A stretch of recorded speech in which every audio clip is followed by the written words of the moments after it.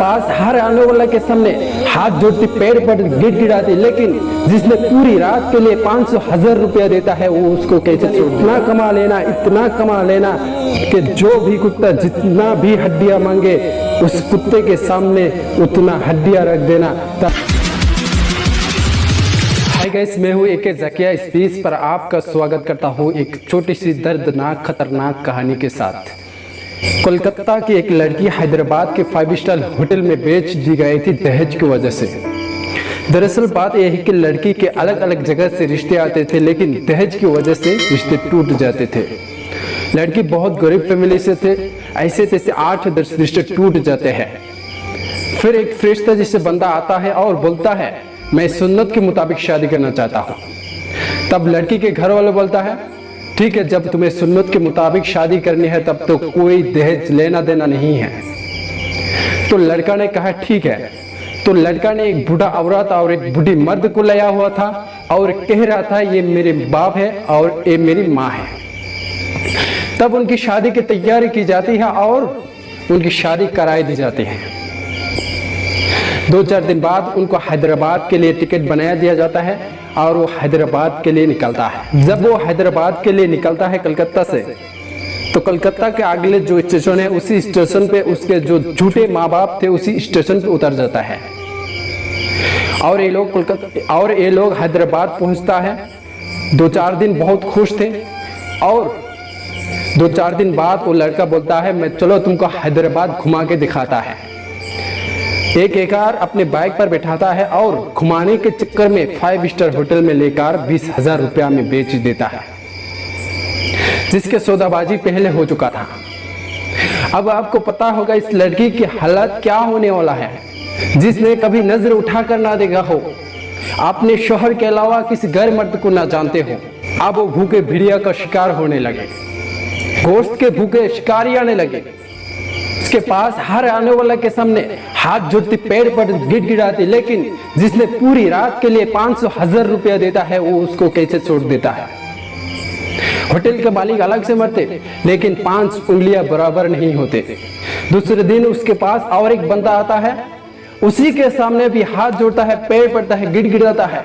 ये बंदा गया तो था उसके जिस्म को पाने के लिए, लेकिन उसके ऊपर रहम आ जाता है और बोलता है तुम मेरी बहन जैसी हो, अपनी प्रॉब्लम बताओ। फिर लड़की ने अपनी सारी प्रॉब्लम बताता है। ये लड़का गया तो था उसके जिस्म को पाने के लिए, लेकिन उसके ऊपर रहम आ जाता है और बोलता है तुम मेरी बहन जैसी हो, बोलो अपनी प्रॉब्लम बताओ। तब ये लड़की सारी प्रॉब्लम बताते हैं। फिर लड़का बोलता है चलो ठीक है, मैं सुबह को यहाँ चले जाता हूँ और मैं केस करूंगा, तुम्हारी माँ बाप को बुलाऊंगा और तुम्हें यहाँ से आजाद कराऊंगा। लड़की ने कहा मेरे भाई ये गलती मत करना, अगर तुमने केस कर दी, मेरे माँ बाप ने केस कर दी, मेरे माँ बाप के पास इतना जमीन और जायदाद नहीं है कि मुझे इस मालिक से आजाद कराएंगे। जब तक मुझे इस मालिक से आजाद कराएंगे मेरे माँ बाप रोड पर भीख मांगने आ जाएंगे। मेरे भाई ये गलती मत करना। मेरे भाई मैं एक चिट्ठी लिखती हूँ, लिफाफे में बंद कर देती हूँ, अमानत समझ कर ये चिट्ठी मेरे घर पहुंचा देना। इतना पैसा तुम अपने तरफ से खर्च कर लेना, ये तुम्हारी एहसान होगा मेरे ऊपर। फिर लड़का बोलता है ठीक है तुम ऐसा ही कर दो। फिर लड़की ने रात की तारीखी में लेटर लिखता है और लिफाफे में बंद कर देता है और बोलता है खबरदार इस लेटर को तुम पढ़ना नहीं, ये लेटर सिर्फ मेरे बाप ही पढ़ेंगे। फिर लड़का ये लेटर हैदराबाद से लेके कलकत्ता की सरजमीन पर पहुंचता है और बाप के दरवाजे पर दस्तक देता है। बाप दरवाजा खुलता है और बेटी का पहला लेटर मिलता है। खुशी से मोहल्ला को बुलाता है जो इस लड़की की सहेलियां थी कि देखो तुम्हारे सहेलिया जमीला का लेटर आया हुआ है। फिर उस लड़की की सहेलियां जमा हो जाती है। फिर बाप लेटर खुलता है और पढ़ना शुरू कर देता है। मेरे प्यारी अब्बू जान, अस्सलामु अलैकुम, उम्मीद के आप खैरियत से होंगे। मेरे खैरियत अल्लाह निगाहबान। आपको बड़ी खुशी होगी, आपने मेरी शादी सुन्नत के मुताबिक कराई है। आपको खुशी होनी भी चाहिए क्योंकि आपको एक फरिश्ता जैसा दामाद मिला है। 8-8, 10-10 रिश्ते टूटने के बाद आपको एक ऐसा लड़का मिला है जिसको आपने घर तक देखने को गवारा नहीं किया। आपको इस लड़के पर इतना भरोसा हो गया था कि आपने उनको फैमिली को देखना भी गवारा नहीं किया और एक चक्कर घर पे आना, हैदराबाद आके इसका असलियत का पता लगाना भी गवारा नहीं किया। मेरी प्यारी अब्बू जान, मैं यहाँ 20,000 रुपया में बेच दी गई हो और मैं पूरी तरीके से बर्बाद हो चुकी हूँ।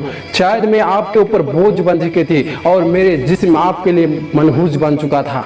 मैं पूरी तरीके से लूट चुकी हूँ और बर्बाद हो चुकी हूँ, भिड़ियों का शिकार हो गई हूँ। अब्बू जान, मुझे मालूम है मुझे कोशिश करके छुड़ा लेंगे, मुझे मालूम है एक बेटी का मोहब्बत क्या होता है बाप के दिल में, लेकिन मुझे छुड़ा के क्या करेंगे। मैं अपनी नापाक शक्ल, अपनी नापाक जिस्म में अपने बाप को, अपने माँ को, अपने भाई को मैं नहीं दिखाना चाहती हूँ। और कौन सा चेहरा लेकर मैं आपके सामने आऊँ और पूरी जिंदगी आपके ऊपर बोझ बन जाऊँ। इसलिए मेरा दुपट्टा इस पंखा पर लगा रखी है कि अब्बू जान, मैंने फैसला कर लिया है कि सुबह का सूरज मैं नहीं दिखूंगा। एक भाई को भेज रहा हूँ जो कस्टमर बनकर आया था, लेकिन मेरे दर्द में शरीक हो गया और जब तक ये लेटर आपके हाथ में आएंगे मैं इस दुनिया को छोड़कर चल चुकी होंगी।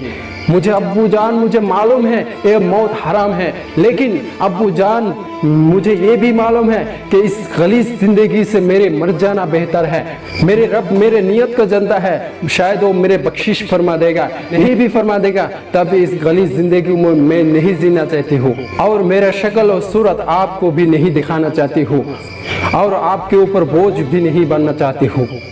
अब्बू जान, एक वसीहत कर रहा हूँ, नसीहत इसलिए नहीं कि नसीहत जिंदा लोग करते हैं और वसीहत मरने वाला करते हैं। अब्बू जान, मेरे ये वसीहत याद रखना है कि मेरे एक छोटी बहन को छोड़ कर आया हूँ जिसका नाम फातिमा है। अब्बू जान, जो दिन मुझे देखना पड़ रहा है कि वो दिन मेरी बहन को ना देखना पड़े। जब मेरी बहन शादी का दिन आए तो इस दिन तक अब्बू जान इतना कमा लेना, इतना कमा लेना कि जो भी कुत्ता जितना भी हड्डियां मांगे उस कुत्ते के सामने उतना हड्डियां रख देना, ताकि मेरे बहन को वो दिन ना देखना पड़े जो दिन मुझे देखना पड़ रहा है।